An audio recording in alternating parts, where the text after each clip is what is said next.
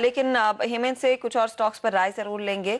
Focus ये भी करते हैं कि बजट से इंडस्ट्री क्या उम्मीद कर रहा है, और आज खास तौर से बात करेंगे ऑयल क्षेत्र की, वो क्या उम्मीद लगाए बैठे हैं इस बारी बजट से।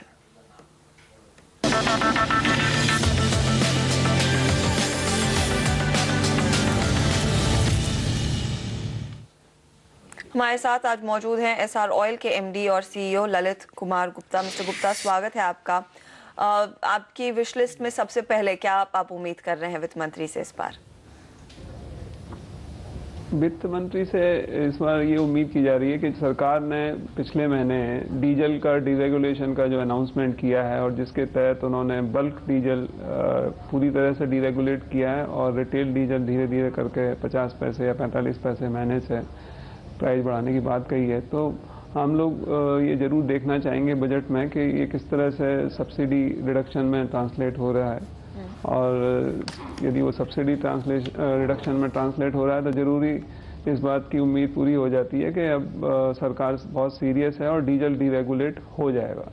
तो वो एक बहुत अच्छी बात है। इससे फिजिकल डेफिसिट कम होगा और रिटेल प्राइजेस भी कॉम्पिटिटिव होंगे, कंज्यूमर को इससे ज़्यादा फायदा होगा, जो प्राइवेट सेक्टर का इन्वेस्टमेंट आइडल पड़ा हुआ है वो यूटिलाइज होगा। तो हमारी उम्मीद ये है कि डीजल का जो डीरेगुलेशन का प्रोसेस सरकार ने शुरू किया है, ये बजट उसको पूरी तरह से रीअफर्म करे तो एक अच्छी बात होगी। दूसरी बात ये है कि पिछले कुछ महीनों में या सालों में आप कह सकते हैं कि जो प्रीमियम या ब्रांडेड फ्यूल हुआ करते थे जैसे डीजल और पेट्रोल, वो करीब करीब खत्म हो गए। तो उससे क्या हो रहा है कि उनकी सेल्स बिल्कुल बंद हो गई है। और ऐसे हम, क्योंकि भारत में ऑलमोस्ट 80% हम बाहर से आयात करते हैं, तो हमें डीजल और पेट्रोल का जो अच्छे किस्म के फ्यूल हैं उसको प्रमोट करना चाहिए। इससे एक तो उनका कंजम्पशन कम होता है, दूसरा जो इंजन की लाइफ वगैरह है वो अच्छी होती है। तो हम ये उम्मीद करेंगे सरकार से कि ये जो ड्यूटी डिफरेंशियल, एक्साइज ड्यूटी में जो डिफरेंशियल है ब्रांडेड और नॉन ब्रांडेड में, वो रेशनलाइज किया जाए, जिससे कि ब्रांडेड फ्यूल्स की बिक्री जो है बढ़े। और तीसरा ये है कि सरकार ऑयल और गैस का जो प्रोडक्शन है उसके ऊपर काफ़ी उनको प्रमोट करना चाहिए, क्योंकि हम लोग इतना इंपोर्ट कर रहे हैं क्रूड ऑयल का और पेट्रोल गैस का। इससे सरकार पे रुपए पे काफ़ी इफेक्ट होता है, कंपनियों को भी काफ़ी कंटिजेंसी रहती है।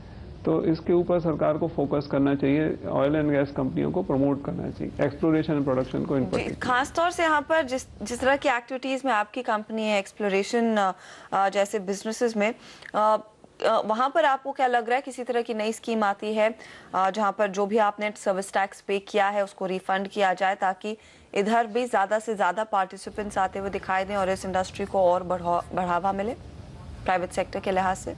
हाँ, यस, जैसे मैंने आपको कहा कि oil and gas particularly exploration production ऐसी जगह है जहाँ पे कि हमारा देश 80% आयात करता है, और 80% भी एक इतनी बड़ी क्वांटिटी और इतनी वैल्यू है कि पूरा जो ट्रेड डेफिसिट है उसको उलट पुलट कर देता है। तो जहाँ तक हो सके, जितना हो सके, सरकार को इस बात की पूरी कोशिश करना चाहिए कि उद्योग को बढ़ावा मिले। आज सर्विस टैक्स इस पर लग रहा है, और वो सर्विस टैक्स क्योंकि इस फिनिश प्रोडक्ट पे, ऑयल पे या गैस पे एक्साइज ड्यूटी नहीं है, तो ये सर्विस टैक्स रिकवरी नहीं हो पाता है, ये कॉस्ट बन जाता है। तो उससे एक डिस्करेजमेंट जो भी इन्वेस्टर आता है, जो भी प्रोडक्ट प्रोड्यूसर्स उनको हो रहा है, तो सरकार को इस बात की कोशिश करनी चाहिए कि ये सर्विस टैक्स की किसी तरह से उनको रिकवरी हो जाए या ये विड्रॉ हो जाए, ताकि वो प्रोत्साहित हो सके। यहाँ पर आपने शायद ये भी कवायद की है कि किसी तरह की level playing field private oil marketing कंपनियों को मिलनी चाहिए, ताकि वो आसानी से कम्पीट कर सके यहाँ पर नेशनल ओएमसीज के साथ।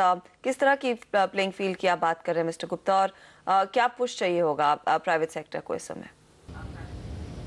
जैसा मैंने कहा कि सरकार ने थोड़े दिनों पहले डीजल के ऊपर, डीजल को डीरेगुलेट करने की बात कही है, क्योंकि होता ही है कि आज हमारे 1400 से ज़्यादा पेट्रोल पंप हैं, और प्राइवेट सेक्टर के मिला के 2500 से 3000 के करीब पेट्रोल पंप हैं। ये पेट्रोल पंप वर्चुअली इस समय आइडल पड़े हुए हैं, क्योंकि डीजल हम लोग किसी भी हालत में पब्लिक सेक्टर कंपनियों के कंपटीशन में नहीं बेच सकते हैं। प्राइस जो डिफरेंस है वो करीब करीब 8 से 10 रुपए का होता है।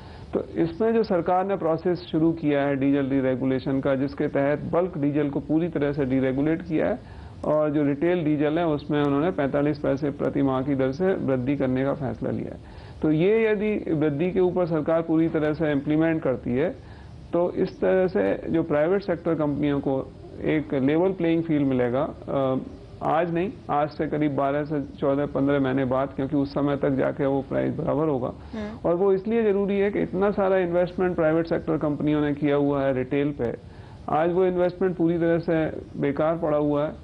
उसके अलावा जो कंज्यूमर है, कंज्यूमर के पास चॉइस नहीं है किसी तरह की, उसको वही जो पेट्रोल मार्केटिंग कंपनियां वहीं तक सीमित रहना पड़ता है, सरकार को भी सब्सिडी देनी पड़ती है। तो सारे हितों को देखते हुए हम ये उम्मीद कर रहे हैं या हमने ये रिक्वेस्ट हमेशा की है कि क्योंकि प्राइवेट सेक्टर कंपनीज को मार्केटिंग में आपने अलाउ किया है तो एक लेवल प्लेइंग फील्ड प्रोवाइड कीजिए ताकि हम लोग पूरी तरह से कॉम्पीट कर सकें और कंज्यूमर को इसका फायदा पहुंच सके।